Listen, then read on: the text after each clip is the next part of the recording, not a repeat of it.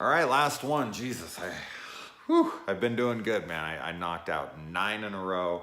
I didn't stutter once. I didn't have to stop one video and restart or anything. So I'm on a roll. Let's finish this up. Then I can get in the house and start watching Halloween 5. So this is the Tale of the Watcher's Woods. This is Sam's initiation. So we get the foxy Sam who replaces the foxy Kristen. So Kristen left. She was the pretty girl of the group. And then Sam comes in, Samantha, and she pulls off the mask, and every guy in the group is dumbfounded. Like, who is this babe? And Frank makes his way over, and he's like saying hi. She like goes and grabs his hand, like crunches it, like, dude, I ain't taking no crap from nobody. Like, I ain't some dumb freaking girl that you can just schmooze your way in because you're being arrogant and tough with me. Like, I'm a tough chick. I ain't taking nothing from nobody. You know, you want to be my friend, cool. If you don't, I'll whoop on you. So I like her stern, like, foot, like, she establishes who she is instantly. Like, hey, I might be a beautiful girl, but, you know, I will not be walked on. I will not be talked to like I'm just some object. So I really like how she kind of handles that situation and lets everyone else there know. I did have to notice that Kiki seemed to be very jealous of this girl, and she also was very jealous of Kristen. So she has an issue with the pretty girls because she's more of a tomboy, not a typical pretty girl who all the boys are fawning over. And, you know, that makes sense. I know a lot of people can be like that. She would, of course, appeal to somebody, but she's not traditionally what people are into. So she's going to get a lot less attention. She tries to play it off like tough girl or like it's no big deal or she's lame or whatever. But this is what the real underlying message is here with her character, which is sad, but I was noticing in this one. So anyway, let's get into the story itself. So she is there to get her initiation. She had to make sure she told a good story, Kiki, because I think it's like it has to be unanimous kind of decision when you're going to be one of the Midnight Society. So she really had to win Kiki over with this one. And so The Watcher's Woods is an episode where this girl goes to a summer camp with a bunch of other kids, but she meets this one girl who is a total jerk. God, she's awful. And it actually kind of reminded me a little bit of Sleepaway Camp in that way, when she meets the freaking mean girl who has like one of the freaking most ridiculous deaths ever. She gets the hot iron up her. Wow. Kind of reminds me of that, except that they become friends in this one, of course, because this one's more aimed for children. But I always get very annoyed with how things are and how in school, like, being smart and determined and whatnot is like a lame thing, and kids make fun of you for it. Like, oh, look what you got a badge here for cleaning up the whole world and saving it. And it's like, this kid dedicated her, her time and hard work to get all this stuff, and she was smart and she was determined and all this, and you're gonna bag on her for that? I hate that when I see movies, and that's how it is in school. Like the smart kids are looked down on, and the buff jockey kids are thought of as so cool. And it's like, what's cool about being able to beat people up? Like, I'm not going to get too much into my preaching here, but it always frustrates me when I see this stuff, because that is the norm and that is how it is. And it's just like, no, can we stop pushing that into kids' minds? Like, smarts should be cool, not brawn. Brawn's fine too.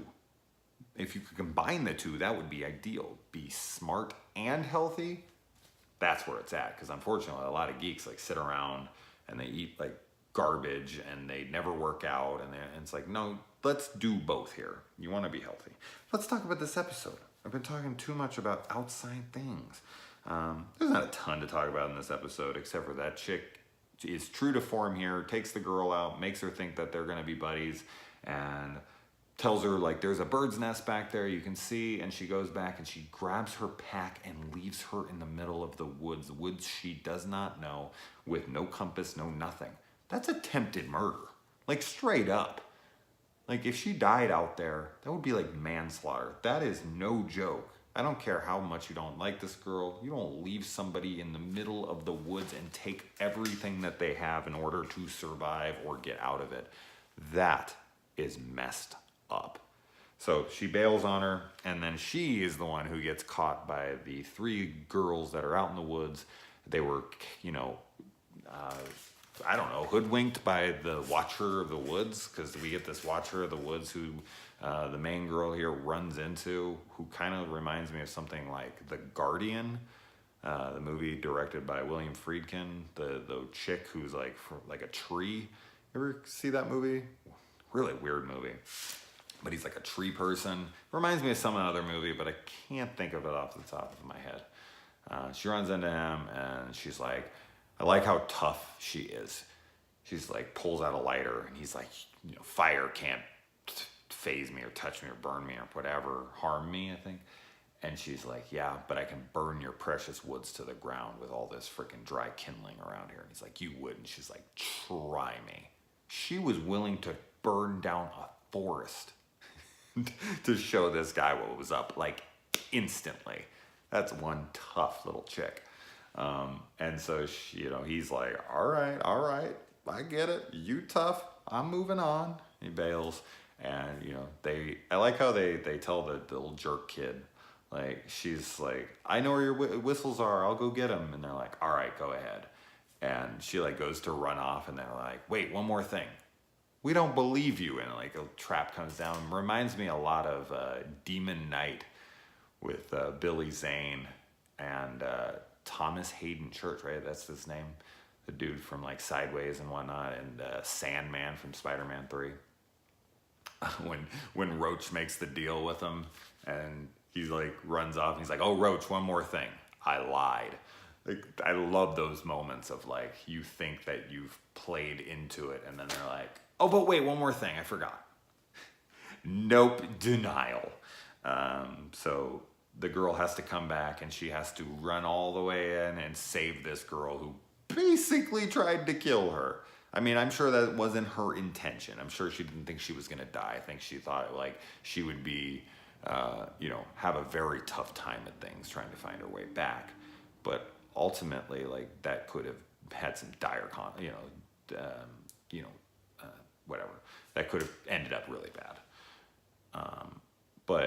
So of course she ends up, she goes and she gets the whistles and she blows them, and the day is saved, and they become good friends, and they run back, and they find out that the little girls are then saved. I guess they just drove off. Did they get their life back? What they saw, was that back in 1919 or whatever, the year that they were from? Like, did they just get to see, so time had changed, the butterfly effect hadn't affected anything? Was that the ghost world? Did they get to be kids again, but then they moved on to the afterlife, so they actually missed out on their entire life? Am I overthinking things like always? Yes, I am. But I just reviewed 9 freaking episodes in a row. Time to go watch Halloween 5. All right, guys.